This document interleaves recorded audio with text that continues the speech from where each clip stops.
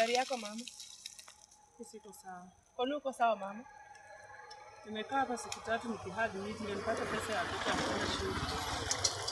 Umekaa hapa kwa muda gani? Siku 3. Mama, tumepokea ripoti yako. Leo nimekuletea mheshimiwa, tuone mheshimiwa atasema nini. Ati unasema umekaa hapo kwa muda gani ma? 72 hours, siku 3. Na watoto wameitwa wapi shule? Watoto wameitwa St. Joseph Secondary. St. Joseph. Wamekwambia huko ni pesa ngapi nini na nini? Mtu ni mingi hata nimesahau kichwa hata karibu iruke, sina hiyo pesa.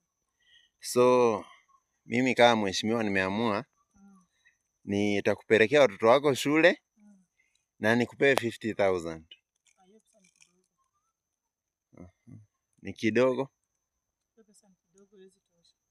So mimi nimeamua kupelekea watoto shule, nimeamua kupea 50k. Hapo utakuwa unaamua aje, unasema pesa ni kidogo? Hiyo pesa ni kidogo mheshimiwa. Kwa nini? Wakenya wamekuwa hapa wanatumia shilingi 5, 10.